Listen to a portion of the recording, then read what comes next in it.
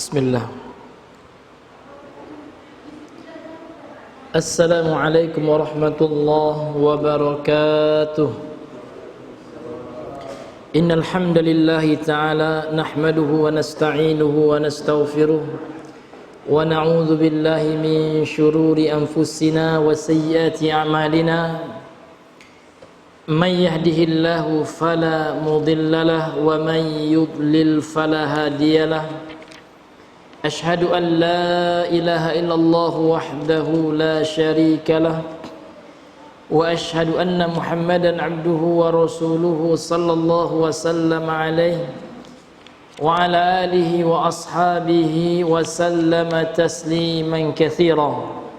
قال الله تعالى في القرآن الكريم: يا أيها الذين آمنوا اتقوا الله حق تقاته ولا تموتن إلا وأنتم مسلمون. أما بعد فإن أصدق الحديث كتاب الله وخير الهدى هدى محمد صلى الله عليه وسلم وشر الأمور محدثاتها فإن كل محدثة بدعة وكل بدعة ضلالة وكل ضلالة في النار. نسأل الله السلامة والعافية. Ma'asyiral muslimin, ikhwani wa akhwati fillah, rahimani wa rahimakumullah. Kita kembali bersyukur kepada Allah Azza wa Jal karena pada malam hari ini Allah kembali mempertemukan kita di salah satu rumah Allah yang ada di permukaan bumi ini, yakni di salah satu musalla yang berada di Sengeti ini, Musalla Al-Kautsar. Kemudian salat dan salam kepada Rasulullah sallallahu alaihi wasallam. Allahumma salli ala Muhammad wa ala ali Muhammad. Ma'asyiral muslimin, ikhwani wa akhwati fillah, rahimani wa rahimakumullah. Kita sekarang sudah berada di bulan Syawal. Artinya kita telah meninggalkan bulan suci Ramadan. Akan tetapi ada sebuah sunnah sebagaimana yang dikeluarkan oleh Al-Imam Al-Bukhari dalam sahihnya, yang mana Rasulullah SAW memberikan motivasi kepada kita bagi yang memiliki keluasan waktu, kesehatan jasmaninya sehat, tubuhnya sehat. Kata Nabi yang mulia SAW, man shoma ramadhana thumma atba'ahu sittan min syawal kana lahu kasiyamid dahri. Yang artinya Rasulullah mengatakan, man shoma Ramadan, barang siapa yang telah berpuasa Ramadan, thumma atba'ahu, kemudian dia ikuti setelahnya untuk berpuasa sittan, 6 hari, min Syawal, dari bulan Syawal, maka pahalanya, kata Rasul sallallahu alaihi wasallam, kana lahu kasiyamid dahr, maka dia akan mendapatkan pahala seperti berpuasa 1 tahun. Maka untuk itu kita yang memiliki waktu yang lapang, badan yang sehat, mari kita manfaatkan bulan Syawal ini sebelum berakhir untuk meraih pahala puasa 1 tahun. Kemudian kita insyaallah akan melanjutkan pengajian kita masih membahas sebuah kitab yang berjudul Syarhu Kashfi Syubuhat. Penjelasan kitab Kashfu Syubuhat. Kashf itu artinya adalah dari kata kasyafa yakshifu, menyingkap. Asyubuhat jamak dari syubhatun, yang artinya adalah kesamaran dari orang-orang yang tidak memahami hakikat tauhid, hakikat kesyirikan. Terkadang mereka punya syubhat-syubhat, punya pemahaman-pemahaman yang mereka anggap benar, akan tetapi menyimpang atau tidak sesuai dengan pemahaman Al-Quran dan Sunnah dan apa yang dipahami oleh para sahabat. Maka buku ini termasuk buku yang penting yang berkaitan tentang syubhat-syubhat yang berkaitan dengan perbuatan syirik. Ma'asyiral muslimin yang dimuliakan oleh Allah Azza wa Jalla, kalau saya tidak salah kita telah masuk pada muqaddimah dari penulis kitab, serta juga kita telah membaca biografi penulis kitab ini, yaitu Syekh Muhammad ibn Abdul Wahhab At-Tamimi An-Najdi rahimahullah, dan dijelaskan oleh Syekh Muhammad bin Shalih Al-Utsaimin, pensyarah kitab ini. Sekarang kita masuk kepada pembahasan yang berikutnya. Qala al-musannifu rahimahullahu taala, pada pembahasan ini beliau akan menjelaskan kepada kita tentang basmalah, karena penulis memulai kitab ini dengan menuliskan basmalah atau bismillahirrahmanirrahim. Qala al-musannif rahimahullahu taala bismillahirrahmanirrahim, yang terjemahannya dengan menyebut nama Allah Ar-Rahman Ar-Rahim. Ar-Rahman Ar-Rahim, dua nama Allah Azza wa Jalla. Di antara Asmaul Husna itu adalah Ar-Rahman Ar-Rahim, sehingga diterjemahkan dengan menyebut nama Allah yang Maha Pengasih lagi Maha Penyayang. Itu terjemahannya. Bagaimana penjelasannya, ini yang akan diterangkan oleh penulis rahimahullah, oleh pensyarah kitab, yakni Syekh Muhammad bin Shalih Al-Utsaimin rahimahullahu taala. Beliau berkata di sini, ibtada al-muallifu, telah memulai, siapa? Penulis rahimahullah, kitabahu, kitab beliau ini, yakni kitab Kasyfus Syubhat ini, bil basmalah, dengan basmalah. Nah, kemudian apa tujuannya, Pak? Kenapa beliau memulai kitab ini dengan basmalah? Alasan yang pertama adalah iqtidaan bi kitabillahi azza wa jalla, dalam rangka mengikuti, mencontoh penulisan Al-Quran. Karena Allah menurunkan Al-Quran, fa innahu mabdu'un, bahwa maka sesungguhnya Al-Quran itu mabdu'un, dimulai, bil basmalati, dengan basmalah. Contoh surah pembukaan atau suratul Fatihah, maka dimulai dengan basmalah. Hanya satu surat saja yang tidak dimulai dengan basmalah. Surah apa itu, Bang? Suratul Bara'ah, atau nama lainnya suratul Taubah. Surat itu saja yang tidak dimulai dengan basmalah. Semuanya dimulai dengan basmalah. Nah, jadi penulis memulai kitab beliau ini dengan basmalah. Alasan yang pertama adalah karena mengikuti Al-Quran. Kemudian yang kedua, waqtidaan bi Rasulillah sallallahu alaihi wasallam, dan dalam rangka mengikuti, mencontoh Rasulullah sallallahu alaihi wasallam. Fa innahu yabda'u kutubahu wa rasailahu bil basmalati. Karena Rasulullah, beliau memulai penulisan buku-buku beliau. Jadi Nabi itu punya sekretaris. Memang Nabi itu ummi, Pak. Nabiyun ummiyun. Ummi itu artinya seperti seseorang yang baru dilahirkan dari perut ibunya. Jadi bagaimana orang yang baru dilahirkan dari perut ibunya itu, Pak? Disebutkan dalam Al-Quran, huwallazi akhrajakum min butuni ummahatikum la ta'lamuna syai'an. Dialah Allah Subhanahu wa taala yang telah mengeluarkan kalian dari perut-perut ibu kalian, la ta'lamuna syai'an, dalam keadaan kalian tidak mengetahui apapun. Makanya ummi di situ diartikan dengan orang yang tidak bisa menulis dan tidak bisa membaca. Karena orang yang baru lahir dari perut ibunya adalah orang yang tidak bisa menulis dan tidak bisa membaca. Sebagaimana disebutkan oleh para ulama bahasa, ya, ummi itu artinya la yaqra wa la yaktub, tidak bisa membaca dan tidak bisa menulis. Kama waladathu ummuhu, sebagaimana dia baru dilahirkan oleh ibunya. Ma'asyiral muslimin yang dimuliakan oleh Allah. Jadi siapa yang menuliskan bagi Nabi? Para sahabat. Seperti ya Zaid bin Thabit, kemudian Muawiyah bin Abi Sufyan, ini termasuk sekretaris Nabi sallallahu alaihi wasallam. Jadi Nabi menulis surat-surat beliau seperti untuk Raja Romawi, ini dimulai dengan basmalah. Jadi beliau menulis basmalah di permulaan kitab beliau ini dalam rangka mencontoh Rasulullah sallallahu alaihi wasallam. Kemudian secara bahasa lagi, Pak, bismillah. Jadi di situ ada huruf ba. Huruf ba di sini namanya harfu jar, harfu jarrin, atau dibacain malah harfu jar gitu ya. Kemudian ismi, bismi, ismi yaitu namanya ismu majrur, bibi, dia isim yang dimajrurkan karena kemasukan huruf jar, bi kan gitu. Makanya bismi itu namanya al jar wal majrur kan gitu. Maka di sini beliau mengatakan wal jar wal majrur muta'alliqun bi fi'lin mahzufin muakharin munasabin lil maqami takdiruhu bismillahi aktubu. Wal jar wal majrur bismi gitu ya, ada huruf jar, ada isim majrur. Jar dan majrur ini berkaitan dengan perbuatan yang dihapus. Jadi ada fi'il yang dihapus gitu. Namun fi'ilnya itu muakhir, diakhirkan. Munasib yang sesuai dengan kondisinya, yang sesuai dengan keadaannya, dengan kedudukannya, sesuai dengan kedudukan kita. Jadi tatkala kita membaca bismillah ini, kita mau ngapain gitu. Maka perbuatan kita itu tergantung dengan apa yang akan kita, misalkan kita mau makan.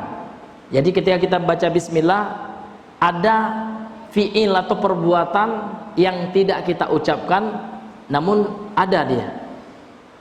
Bismillah akul, bismillah akul ya, bismillah asyrab misalkan.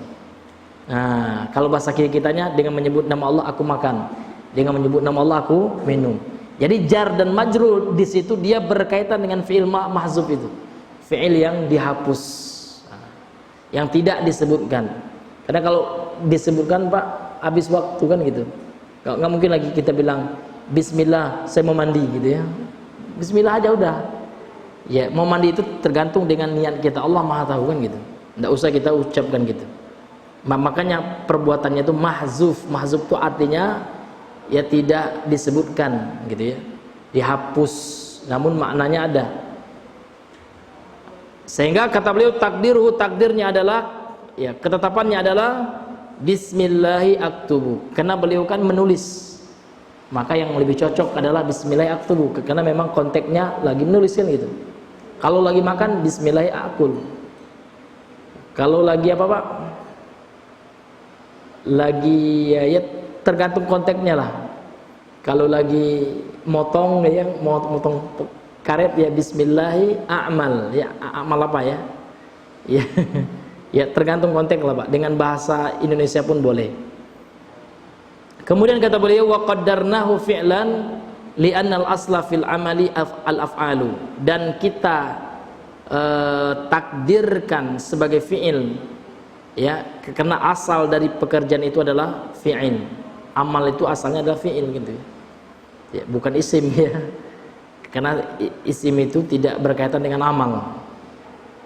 Ma'asyiral muslimin yang dimuliakan oleh Allah, masih waktu Pak belum? Ya. Kemudian wa qaddarnahu muakharan li faidataini, kemudian kita takdirkan, kita tetapkan isim yang mahzuf itu muakhar, dia bukan muqaddam.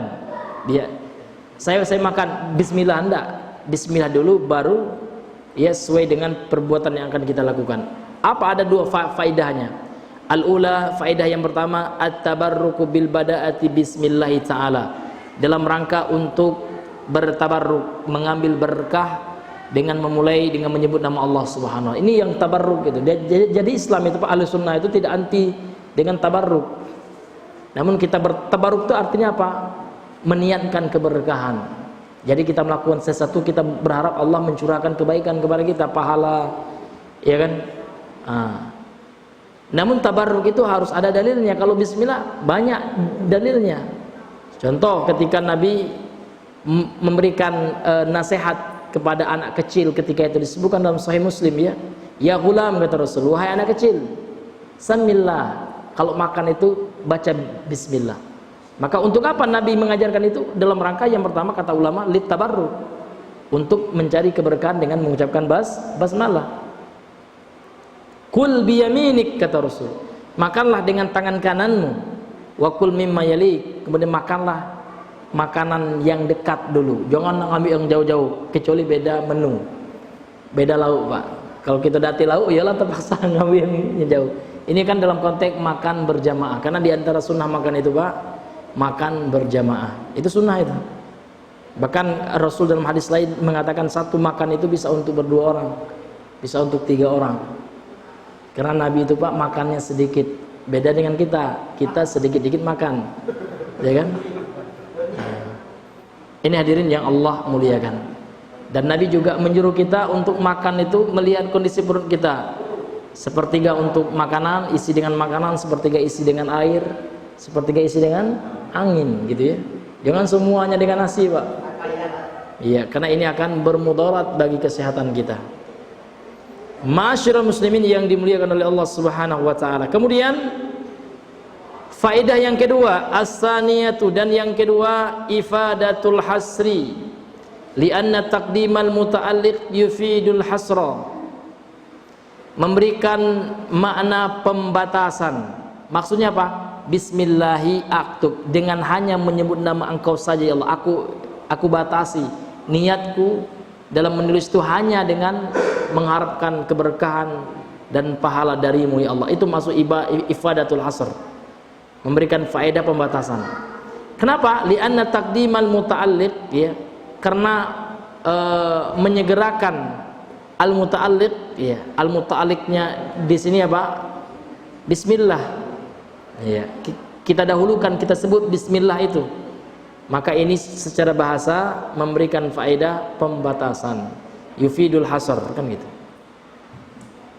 Kemudian kata beliau, wa qadarnahu munasiban, ya, li'annahu adallu 'ala al-muradi, falau qulna masalan innama nuridu an naqra kitaban bismillahi nabtadi'u ma yadri bimadza nabtadi'u, lakin bismillahi naqra'u adallu 'ala al-murad.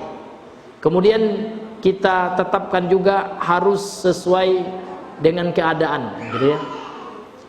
Kenapa? Karena dia lebih menunjukkan kepada tujuan yang akan kita lakukan. Kita baca bismillah. Ini pekerjaannya itu sesuai dengan konteks kita. Supaya apa? Supaya adallu 'alal murad. Lebih tepat atau lebih menunjukkan kepada apa yang menjadi tujuan kita ketika membaca bismillah. Falau qulna mathalan innama nuridu an naqra kitaban bismillahirrahmanirrahim bismillahi nabtadi'u, kalau seandainya kita katakan contohnya ketika kita hendak membaca gitu ya sebuah kitab, maka kita mengatakan bismillahi nabtadi'u, dengan menyebut nama Allah saya memulai.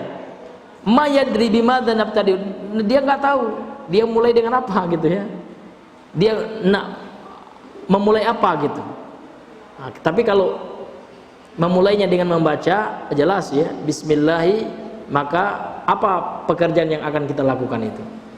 Bismillahi aqra misalkan. Karena memang konteksnya dia lagi membaca, hendak membaca. Maka di situ kata beliau harus ditetapkan fi'il mahzufnya itu munasiban, ya, harus sesuai dengan konteks kan gitu. Lakin bismillahi naqra'u adallu 'alal murad. Akan tetapi ketika kita mengatakan ya bismillah dengan menyebut nama Allah, kita membaca, maka ini lebih menunjukkan kepada tujuan dari bismillah yang atau lafzul jalalah yang dia baca tersebut. Nah, ini Pak ya.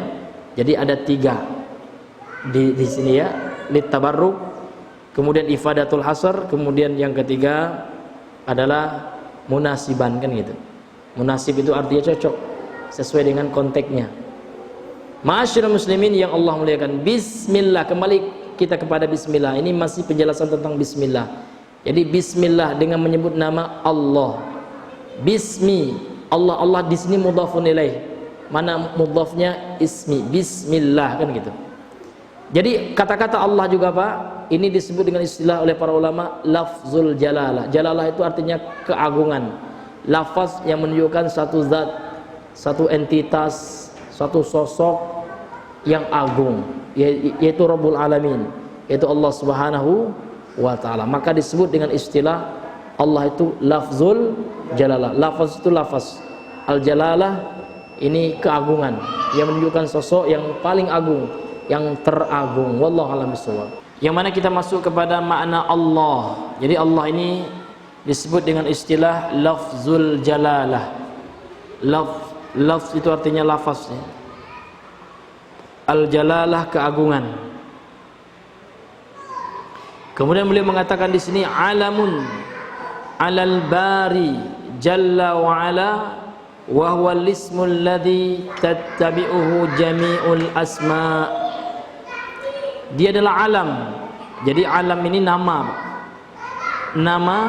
atas al-bari. Al-bari itu salah satu asmaul husna, ismun min asma'illahil husna, kan gitu ya. artinya yang maha agung. Jalla wa ala, yang maha agung dan yang maha tinggi. Wa huwal ismul ladzi, dia adalah nama. Jadi kata Allah ini adalah nama ya. Tattabi'uhu jami'ul asma, yang mengikutinya seluruh nama-nama Allah. Jadi nama Allah ini tak terbatas.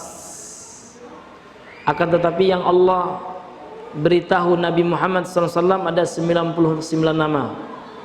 Sebagaimana yang disebutkan dalam hadis Sahih Muslim, Inna lillahi tis'atan wa tis'ina asman. Sesungguhnya Allah memiliki nama 99 nama. Faman ahsaha dakhalal jannah. Barang siapa yang menghafal, namun tidak cukup menghafal kata para ulama, namun yang mengamalkan kandungannya, maka dia akan masuk surga. Akan tetapi para ulama Ahlussunnah wal Jamaah sepakat bahwasanya 99 nama itu bukan maknanya pembatasan. Karena disebutkan dalam hadis yang lain bahwasanya Rasulullah mengajarkan doa, yang mana dalam doa itu terdapat bahwasanya Rasul mengatakan nama Allah itu ada yang disembunyikan oleh Allah, yang tidak disampaikan kepada Nabi Muhammad SAW. Bismin bikulismin huwalak anzal tahu ala ahadin min khalqik awis ta'sarta bihi min ilmil ghaibi indak, kan gitu. Jadi Nabi mengajarkan doa untuk bertawassul dengan nama-nama Allah, dengan doa bikulismin huwalak, dengan seluruh nama-nama milikmu ya Allah.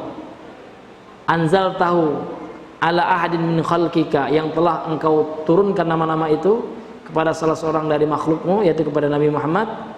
Awis ta'sar tabih, atau yang engkau sembunyikan nama itu fi ilmil ghaibi indaka, di ilmu gaib di sisimu. Artinya ulama mengatakan berdasarkan hadis ini sahih riwayat Imam Ahmad menunjukkan bahwasanya ada nama-nama Allah Subhanahu wa taala yang lebih dari 99 nama. Adapun 99 nama itu yang diturunkan kepada Nabi Muhammad sallallahu alaihi wasallam. Jadi kata-kata Allah ini Pak, ini lafzul jalalah gitu. Kemudian ulama berbeda pendapat ya, sebagaimana disebutkan di beberapa kitab, bahkan oleh kitab Syafi'iyah sendiri dalam Muqaddimah Fathul Mu'in ya, dijelaskan oleh penulisnya Allah itu ada dua. Pendapat ulama, ada yang mengatakan dia adalah kata yang jamid, ismul jamid dia. Artinya tidak ada akar katanya. Ada yang mengatakan Allah itu adalah isim mustaq yang ada akar katanya, dan ini yang dikuatkan oleh Imam Ibnu Qayyim Az-Zawjiyah bahwasanya kata Allah ini berasal dari kata ilah, kemudian masuk alif lam. Jadi ilahun tambah alif lam sehingga dihapus tanwinnya, karena dalam bahasa Arab itu tidak boleh alif lam gabung dengan tanwin. Jadi ilahun kemasukan alif lam, jadi Allahu. Ini yang disebutkan oleh Imam Ibnu Qayyim asal kata Allah itu.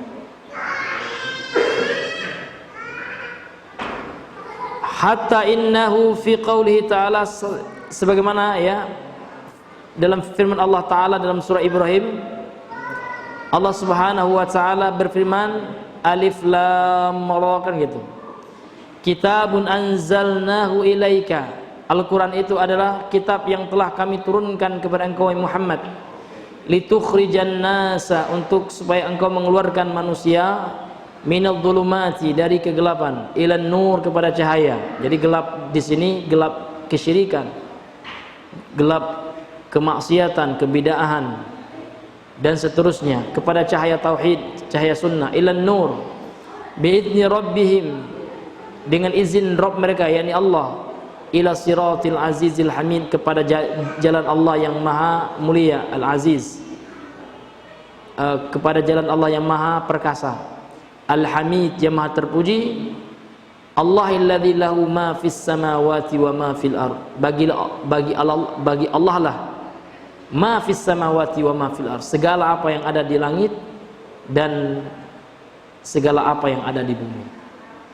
Ini hadirin yang Allah muliakan, menunjukkan nama Allah Subhanahu wa taala. Ini dalam surah Ibrahim ayat 1, 2 dan ketiga.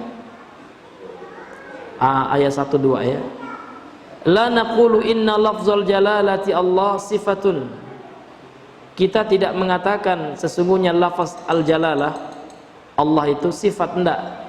Bal naqul, akan tetapi kita katakan hiya atfu bayanin, dia adalah atof bayan. Atof bayan ini ya bukan sifat, Pak, namun dia yang menjelaskan tentang Allah Subhanahu wa taala. Maka bismillah, Allah di sini atof bayan ya. Bukan kita katakan sifat ya. Li'alla yakuna lafzul jalalati, supaya lafzul jalalah itu tabi'an. Ya.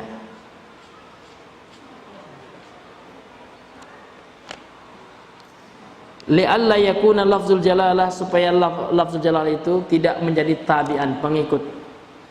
Tabi'iyatan na'ti lil man'ud, seperti na'at mengikuti man'ud. Na'at itu kata lain dari sifat, man'ud kata lain dari mausuf. Maka Allah itu bukan na'at, namun dia man'ud. Nah, dia yang disifati, bukan dia sifat. Dia yang memiliki banyak sifat. Jadi sifat Allah itu tak terbatas juga, sebagaimana nama Allah tidak terbatas. Karena setiap nama pasti mengandung sifat, namun tidak setiap sifat bisa menjadi nama bagi Allah. Ini kaidah dalam dalam al-asma wa sifat ya. Contoh sifat Allah itu membalas tipu daya. Ya, sebagaimana firman Allah Subhanahu wa taala, wa makaru wa makarallah wallahu khairul makirin. Mereka berbuat makar, tipu daya. Wa makarallah, Allah balas tipu daya mereka, Allah lah sebaik-baik pembalas tipu daya. Apakah Allah dikatakan namanya al-makir? Nauzubillah. Tidak ada, ulama sepakat tidak ada nama bagi Allah al-makir, sang ya pembuat tipu daya, kan tidak ada. Namun Allah Subhanahu wa taala punya sifat membalas tipu daya. Karena nama Allah itu ada kaidah, Pak. Disebutkan dalam kitab Al-Qawaidul Musla ya, bahwasanya nama-nama Allah itu harus sempurna. Asmaullah ya al-husna itu harus sempurna, min wajhin fi wajhin minal wujuh, di dalam seluruh sisi sempurna. Beda dengan kata makar. Makar itu hanya bisa menjadi sifat bagi Allah, namun bukan nama, Pak. Karena makar itu terkadang berkonotasi negatif, namun bisa berkonotasi positif dalam rangka membalas ya, makar atau tipu daya. Walihada qala ulama, oleh sebab itu ya, oleh karena ini para ulama berkata, kata beliau, a'raful ma'arifi lafzullahi, ya isim ya, isim mu'raf yang paling mu'raf itu maksudnya a'raful ma'arif itu ya. Ya, atau ismul ma'rifah gitu ya. Yang paling ma'rifah itu adalah lafaz Allah. Kan dalam bahasa Arab isim itu ada yang nakiro, ada yang ma'rifah. Ma'rifah itu adalah isim yang telah diketahui. Nah, jadi isim yang telah diketahui itu nama ya, kalau kita terjemahkan nama ya. Yang ma'ruf, yang ma'rifah itu, yang paling ma'rifah itu, ma'rifat itu adalah Allah. Kata-kata Allah gitu. Lafzul jalalah Allah. Li'annahu yadullu ala ahadin, li'annahu la yadullu ala ahadin siwallahi azza wajalla. Karena kata Allah ini tidak menunjukkan kepada seorang pun kecuali hanya kepada Allah azza wajalla. Jadi Allah itu hanya menunjuk kepada suatu zat, suatu entitas, suatu Rabb, satu ilah, yaitu Allah. Maka tidak boleh manusia namanya siapa, Pak? Allah, na'udzubillah. Ya harus diganti, kalau tidak boleh jadi dia jatuh ke dalam kesyirikan itu.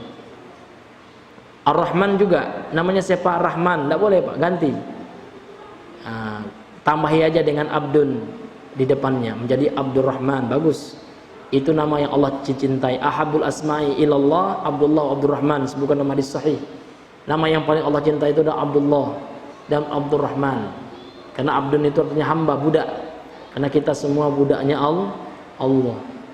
Kita semua budaknya Ar-Rahman. Ar-Rahman salah satu nama Allah. Kemudian Bismillahirrahmanirrahim. Bismillah sudah, Pak. Ar-Rahman, Ar-Rahman ini sifat. Naat dia terhadap Allah. Makanya dibaca mengikuti harokatnya atau i'rabnya mengikuti Allah, maka salah. Ada orang bilang Bismillahirrahmanirrahim, Nur-Rahim salah.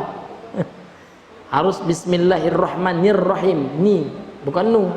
Kenapa dia naat? Naat mengikuti man'ut kan gitu. Makanya benar itu Bismillahirrahmanir, bukan nur. Ada juga orang yang salah baca gitu ya. Ini harus kita baca dengan tepat. Bismillahirrahmanirrahim. Ar-Rahman itu dan Ar-Rahim dua nama Allah yang merupakan sifat bagi Allah. Kata Allah Bismillah dari Allah itu. Ar-Rahmanu ismun min asma'i al-mukhtassati billahi. Ar-Rahman adalah nama dari nama-nama Allah yang khusus bagi Allah. La yutlaqu ala ghairi, tidak boleh diberikan untuk selainnya. Jadi Ar-Rahman itu mutlak hanya untuk Allah. Mutlak itu artinya hanya diperuntukkan, hanya mutlak buat Allah gitu.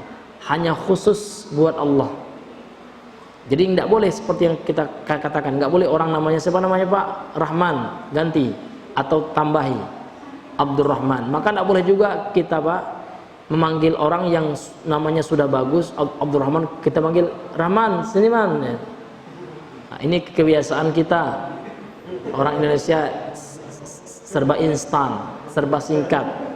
Terkadang ada singkat yang dibolehkan, ada singkat yang tidak boleh. Jadinya Ar-Rahman kita panggil, tidak boleh, itu khusus bagi Allah. Nanti khawatir kita mempersekutukan Allah dalam panggilan, kan gitu. Nah, maka bagaimana manggilnya ya lengkap, Abdurrahman. Kesini Abdurrahman gitu. Tidak susah pula apa yang nyebut Abdurrahman itu. Daripada Rahman kan gitu. Atau man. Ya, namalah bagus Pak, Abdurrahman, Masya Allah. Nama yang Allah cintai itu, kata Rasulnya ini. Kemudian apa makna Ar-Rahman Pak? Ini pentingnya. Wa ma'nahu, makna dari Ar-Rahman itu Pak adalah al-muttasifu, yang disifati birrahmatil wasi'ah, dengan rahmat atau kasih sayang. Rahmat itu diartikan dengan kasih sayang. Al-wasi'ati, yang luas. Jadi Ar-Rahman itu artinya dzurrahmatil wasi'ah. Zat ya, atau entitas, sosok gitu ya. Tuhan kalau bahasa kitanya ya, yang memiliki kasih sayang yang luas. Makanya pada penjelasan yang lebih rinci, Ar-Rahman itu artinya kasih sayang Allah itu meliputi seluruh makhluknya di dunia, baik untuk manusia, hewan, tumbuh-tumbuhan, bahkan bebatuan, seluruhnya. Bahkan orang kafir saja masih mendapatkan rahmat Allah ketika di dunia. Rahmat kasih sayang Allah berupa apa? Kesehatan. Banyak orang kafir yang sehat Pak. Bahkan binaraga itu banyak orang kafir, ya kan? Atau secara mal, harta. Bahkan orang terkaya di dunia orang kafir. Tapi ukuran Allah cinta itu bukan itu, bukan dunia. Ya, bukan dunia ukuran Allah cinta itu. Namun ukuran Allah cinta itu hidayah. Allah hanya memberikan hidayah takwa kepada orang yang Allah cintai saja. Sementara dunia Allah berikan kepada orang yang Allah cintai maupun orang yang Allah murkai. Orang yang tidak kenal Allah, ateis pun dikasih dunia oleh Allah. Tapi kalau hidayah, Islam dan sunnah, ini hanya manusia yang Allah sayang kepadanya. Kenapa? Karena Allah akan berikan al-hasanatu fid dunya wal akhirah. Kebaikan di dunia dan yang terpenting itu di akhirat Pak. Iya. Surga di sisi Allah, para bidadari, para istri-istri kita, istri kita di dunia sekarang dan bidadari. Azwaj, maka jamak Pak, bukan zaujah, azwaj. Coba kita buka surah Al-Imran itu ya. Qul a'unabbi'ukum bi khairin min dzalikum.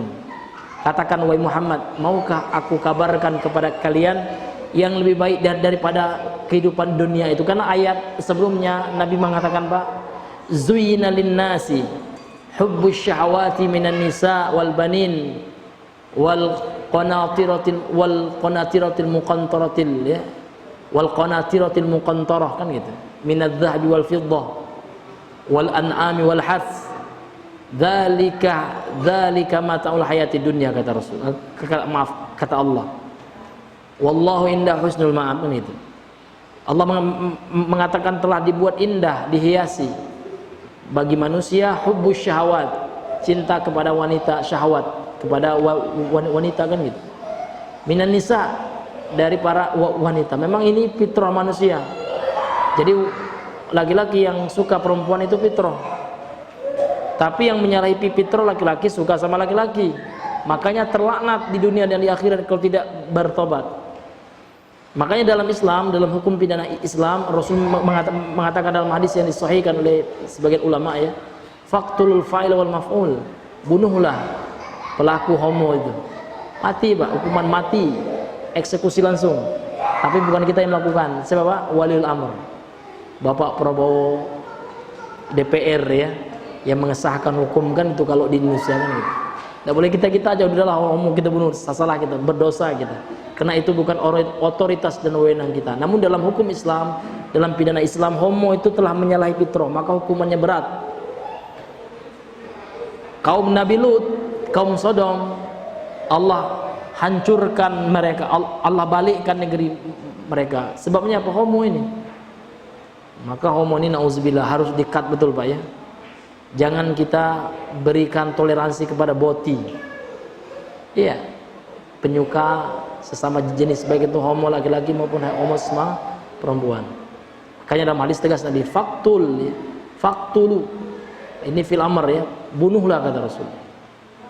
Ulama beda pendapat bagaimana cara membunuhnya kan gitu.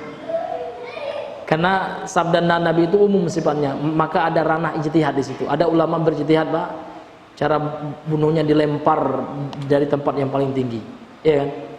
Ada yang mengatakan dibunuhnya itu dipancung aja dia kan gitu. Yang penting mati, ya kan? Karena bahaya betul ini, Pak. Padahal dalam Islam itu Allah sudah kasih kita nikmat perempuan untuk melampiaskan syahwat yang halal bagi kita. Ya kan? Ini enggak laki pula ya jadi, Pak. Auzubillah. Hubbus syahwati minan nisa itu fitrah manusia. Kemudian mencintai anak wal banin. Ya, kita pasti cinta sama anak kita. Ini cinta yang fitrah itu. Cinta yang mubah itu. Wal qanatiril muqantarah. Qanatir muqantarah kata ulama tafsir adalah harta yang banyak, al amwal al katsirah. Dari bentuk apa? Minadz zahab, dari bentuk emas, wal fiddah dan perak, wal an'am dan ternak, wal hars dan ladang, sawah ladang. Itu semua kata Allah, dzalika mata'ul hayatid dunya. Itu semua adalah keindahan, kesenangan, perhiasan kehidupan dunia. Mata' itu kesenangan. Wallahu inda husnul ma'ab, dan di sisi Allah ada yang tempat kembali yang lebih baik. Apa itu, Pak? Bagi orang yang bertakwa. Makanya di ayat yang berikutnya Allah mengatakan, katakan wahai Muhammad, qul, katakan wahai Muhammad, a'unabbi'ukum bi khairim min dzalikum. Maukah aku sampaikan yang lebih baik daripada kehidupan dunia yang tadi, Pak? Dari harta yang banyak. Oh, maaf, ada yang lupa saya. Ya. Ada yang lupa. Wal khailil musawwamah, dan kuda yang jenisnya bagus. Khail itu kendaraan, Pak. Zaman dahulu kan konteksnya kendaraan yang terbagus itu kuda. Nah, kalau zaman sekarang mungkin kendaraan mobil yang paling mewah. Itu semua kehidupan dunia. Maka Allah mengatakan, katakan wahai Muhammad, maukah aku kabarkan kepada kalian yang lebih baik daripada dunia itu, Pak? Apa? Lilladzina taqaw, bagi orang-orang yang bertakwa. Apa itu? Jannatun tajri min tahtil anhar, surga yang mengalir sungai-sungai di bawahnya, khalidina fiha. Orang yang bertakwa itu akan kekal di dalamnya. Kemudian wa azwajum mutahharah, dan para istri. Istri, ini azwaj itu jamak, enggak satu istri, Pak ya, istri-istri gitu ya, yang suci, yang tidak pernah putus keperawanan, itu maksudnya ya. Walaupun udah berhubungan, Pak, kalau di surga tetap perawan. Subhanallah, luar biasa nikmatnya ya. Iya, waridwan, tetapi yang lebih hebat daripada itu ridho Allah. Waridwanu minallah, wallahu basirun bil ibad, dan Allah Maha melihat terhadap hamba-hambanya. Jadi itu takwa itu. Maka untuk mendapatkan kesenangan di akhirat itu syaratnya adalah takwa. Jadi orang yang bertakwa itu orang yang menjalankan perintah Allah, perintah Allah yang paling besar adalah mentauhidkan Allah, dan orang yang menjauhi larangan Allah. Larangan Allah yang paling besar apa, Pak? Ya, mempersekutukan Allah Azza wa Jalla. Maka syirik itu dosa yang paling besar. Itu yang akan dibahas ya dalam kitab ini ntar ya. Membongkar syubhat-syubhat, kerancuan pemahaman yang berkaitan tentang syirik itu. Dibongkar syubhatnya oleh beliau. Ma'asyiral muslimin yang dimuliakan oleh Allah Subhanahu wa taala. Kemudian Ar-Rahim, ismun yutlaqu 'ala Allah. Ar-Rahim juga nama yang disandarkan kepada Allah Azza wa Jalla wa 'ala ghairihi. Namun Ar-Rahim ini Pak boleh karena ada dalilnya selain Allah. Kalau Ar-Rahman itu tidak boleh. Tapi kalau Ar-Rahim boleh karena ada dalilnya dalam Al-Qur'an. Dalilnya apa? Dalilnya ketika Allah Subhanahu wa taala mensifati Nabi Muhammad wa bil mu'minina raufur rahima. Nabi Muhammad itu rauf dan rahim terhadap orang-orang yang beriman. Ayat itu konteksnya kepada Nabi Muhammad, sehingga berdasarkan ayat itu para ulama menyimpulkan Ar-Rahim boleh. Jadi kalau seandainya ada orang nama anaknya sebab Ar-Rahim, boleh Pak. Karena Ar-Rahim boleh untuk Allah dan boleh juga disandarkan kepada manusia. Beda dengan Ar-Rahman. Kalau Ar-Rahman memang ada dalil yang melarangnya, khusus hanya buat Allah. Makanya di sini beliau mengatakan ya yutlaqu 'ala Allah, dimutlakan kepada Allah, diperuntukkan kepada Allah Azza wa Jalla wa 'ala ghairi, dan kepada selain Allah boleh. Apa makna Ar-Rahim itu? Wa ma'nahu, maknanya adalah dzur rahmatil wasilah, zat yang memiliki kasih sayang yang sampai gitu ya, kepada hamba-hambanya yang bertakwa dan yang beriman kelak di akhirat. Kalau Ar-Rahman ini hanya untuk di dunia, sementara Ar-Rahim sampai ke akhirat. Namun hanya untuk hamba Allah yang bertakwa saja. Disebutkan dalam hadis Sahih Muslim Pak ya, Allah itu punya 100 rahmat. Innalillahi mi'atu rahmatin. Allah memiliki 100 rahmat. Kemudian Allah anzalallahu rahmatan wahidatan li ahlil ard. Allah turunkan satu rahmat saja untuk penduduk dunia ini, dan dengannya dia mendapatkan nikmat Allah, nikmat harta dengan satu rahmat itu juga, ya kan? Ganteng, nikmat bentuk rupa yang ganteng dengan satu rahmat itu. Dan Allah turunkan nanti, Allah khususkan 99 rahmat li ahlil jannah, hanya untuk penduduk surga. Dan neraka tidak dapat rahmat Allah. Makanya orang yang terlaknat itu artinya adalah orang yang dijauhi dari rahmat, kan gitu. Ini hadirin yang Allah muliakan. Makanya Pak, harus kita senantiasa doa, Allahumma ya Rahman irhamna. Allahumma ya Rahman, ya Allah yang maha memberikan rahmat yang luas, berikan kami rahmatmu ya Allah, kesayangmu ya Allah. Ini hadirin yang Allah muliakan. Farrahmanu dzurrahmatil wasiyah, maka Ar-Rahman adalah yang memiliki rahmat yang luas. Warrahimu, dan Rahim dzurrahmatil wasilah, yang memiliki rahmat kasih sayang yang sampai. Fa idza jama'a saral muradu birrahim al-musil birrahimil musili rahmatahu ila man yasha'u min ibadihi. Maka kalau seandainya digabungkan, maka yang dimaksud dengan Ar-Rahim adalah rahmat Allah yang sampai rahmatnya kepada siapa yang Allah kehendaki dari hambanya, dan Allah hanya menghendaki kepada hamba Allah yang bertakwa. Kama qala ta'ala, kama qala Allah ta'ala, sebagaimana Allah ta'ala berfirman, yu'adzibu may yasha, Allah akan mengazab siapa yang Allah kehendaki. Wa yarhamu may yasha, dan Allah akan memberikan rahmat kasih sayang, mengasihi siapa yang Allah kehendaki. Wa ilaihi taqlabun, wa ilaihi tuqlabun, dan hanya kepadanya lah kalian dikembalikan, kalian dihadapkan. Sebagaimana dalam surah Al-Ankabut ayat 21.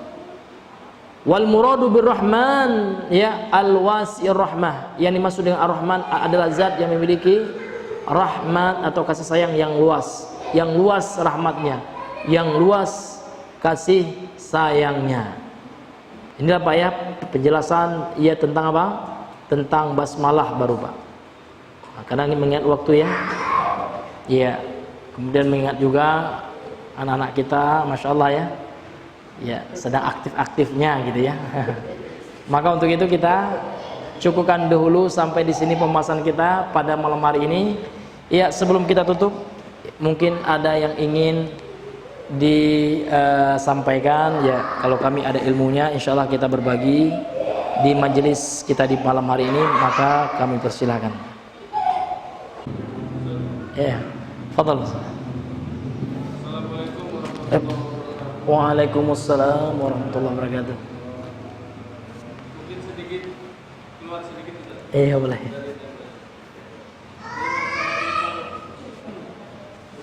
Ketika dia membawa acara atau seorang penyeru di depan yang menyuruh orang lain untuk mengucapkan takbir, Iya. tapi dia sendiri tidak mengucapkan dia sendiri. Kan takbir kan lafaznya Allahu Akbar. Apa gimana itu? Sedangkan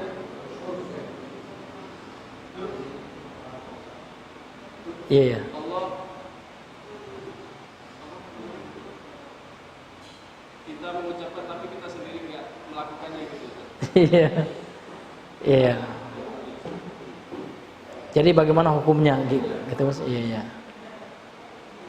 Ya, yang pertama karena takbir itu ada yang wajib, ada yang sunnah gitu. Ada juga yang bid'ah kan gitu. Kalau yang wajib takbir ya ketika takbiratul ihram. Itu wajib itu, bahkan rukun salat. Kalau sengaja kita nggak takbiratul ihram batal salat kita kan gitu. Allahu Akbar kan gitu. Kemudian juga ada tempat-tempat atau keadaan-keadaan kita disunahkan untuk bertakbir. Ya, diantaranya adalah ketika kita mendaki ya, ya, dan seterusnya. Ketika ada hadis yang menyebutkan tentang hal itu ya. Kemudian ada takbir secara mutlak atau takbir ketika kita di Idul Adha atau Idul Fitri. Yang disebut istilah kita takbiran kan gitu. Itu kan dianjurkan kita karena Allah yang mengatakan dalam Al-Qur'an walitukmilul iddata walitukabbirullah kan gitu.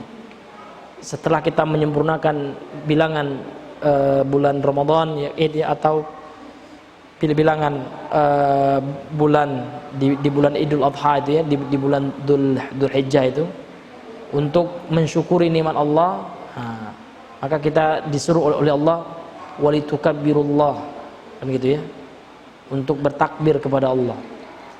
Kemudian takbir ini juga salah satu zikir yang dianjurkan untuk kita baca. Seperti ya dalam sabda Nabi yang sering mungkin kita dengar, ada 3 kata yang dicintai oleh Allah. Ahabbul kalami ilallah, maaf 4, arbaun, ada 4 kata dalam zikir itu. Subhanallahi walhamdulillahi wala ilaha illallah wallahu akbar. Jadi ada takbirnya. Kemudian takbir juga dipergunakan oleh para mujahid, para pejuang Islam dahulu untuk membangkitkan semangat. Misalkan kita melawan musuh Allah, Allahu akbar kan gitu. Sehingga kita tidak ada yang kita takutkan dengan musuh Allah, hanya Allah yang maha besar kan gitu. Nah, kalau itu kita lakukan itu disyariatkan, itu masyru'. Ada juga takbir yang tidak tepat penggunaannya, misalkan untuk demon ya, atau untuk berperang sama umat Islam. Oh ya kan, beda ormas. Jadi ormas ini ingin menyerang ormas sama-sama Islam, pakai takbir juga. Itu pakai takbir sebelah, takbir juga. Ayo Allahu Akbar. Nah, itu tidak betul ini. Bahkan ini bisa juga mengarah kepada bid'ah. Ya kan? Nah, jadi tengok dulu ya Mas ya, konteks takbirnya itu kapan ya, untuk apa kan gitu.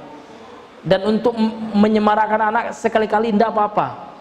Misalkan supaya anak-anak rajin belajar, ayo antum menghafal Allahu Akbar gitu ya, tidak apa-apa.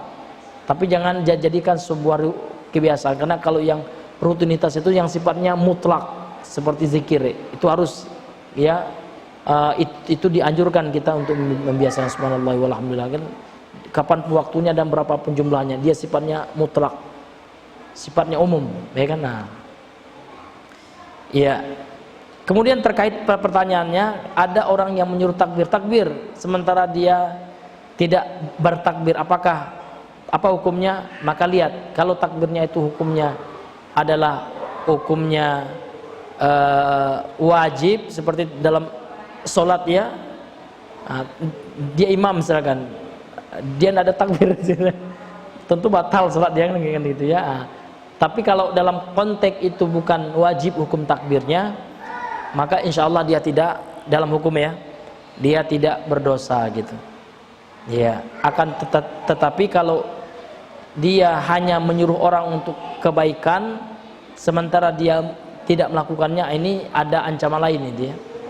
Ancamannya adalah disebutkan dalam surah Al-Baqarah itu ya, atamuruna an-nasa bil birri wa tansawna anfusakum gitu ya. Apakah engkau mengajak manusia untuk kebaikan sementara engkau tidak melakukannya, engkau melupakan dirimu untuk mengamalkannya kan gitu ya.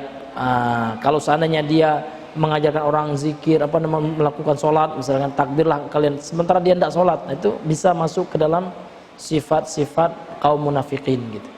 Tapi kalau takbirnya hanya sebatas sunnah hukumnya dan dia tidak mengamalkannya, tentu dia tidak berdosa. Jadi tergantung konteks takbirnya, takbir apa dulu mas ya.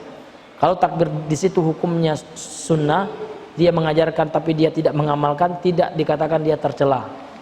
Karena memang hukum sunnah itu yang meninggalkan tidak berdosa gitu kan.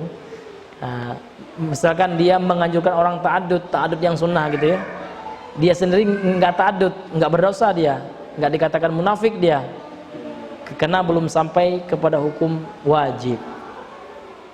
Kecuali dia sudah punya kemampuan finansial, dia tidak nikah, sementara dia menyuruh antum kapan lagi nikah, sementara dia tidak mau nikah, itu bisa termasuk ancaman itu. Atamuruna an-nasa bil bir, apakah engkau ya menyuruh manusia untuk kebaikan, wa tansawna anfusakum wa antum taslunal kitab afala ta'qilun kan gitu. Sementara kalian melupakan di diri kalian sendiri ya kan. Sementara kalian membaca Al-Quran, kitab gitu ya. Ya, wallahu alam bishawab mas.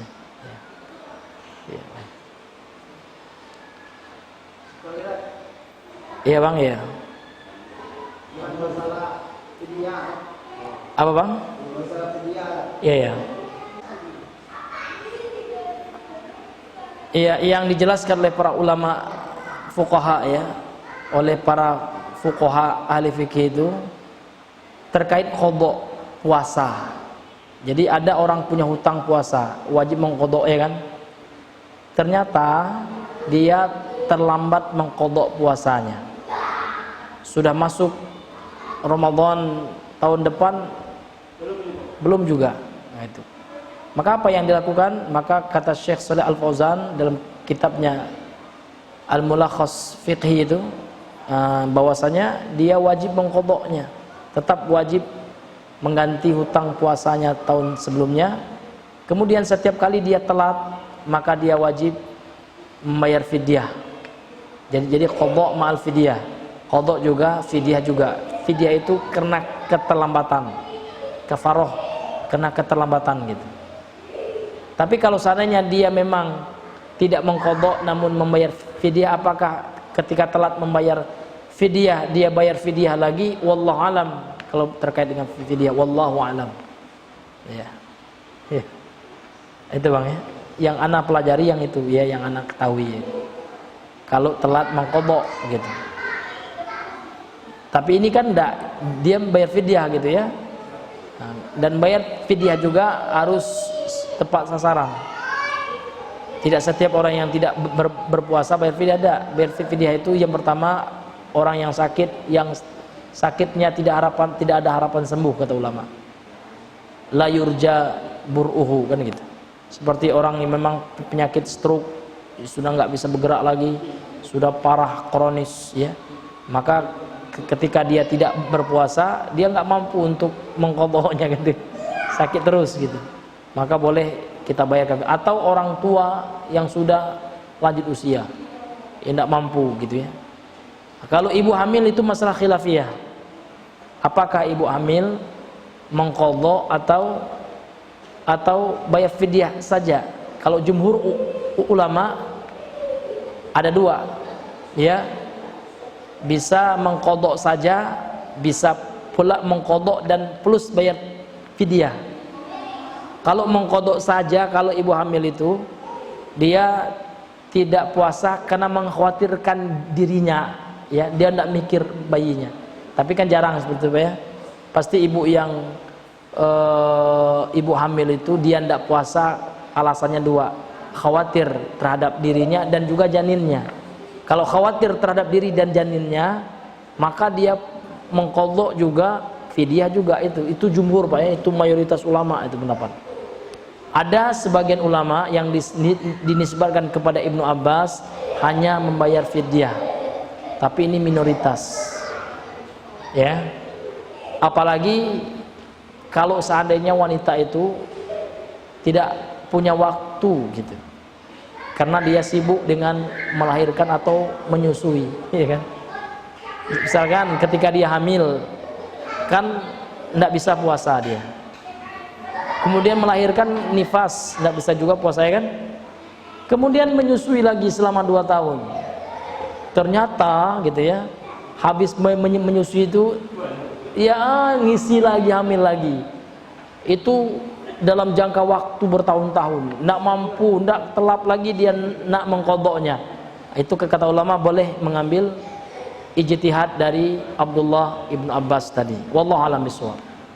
Ya.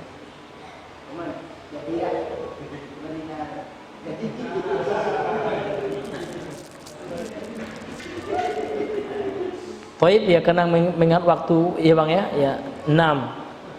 Ya. Maka kita cukupkan dulu mungkin ya, sampai di sini pembahasan kita pada malam hari ini. Subhanakallahumma bihamdika asyhadu an la ilaha illa anta astaghfiruka wa atubu ilaik. Assalamualaikum warahmatullahi wabarakatuh.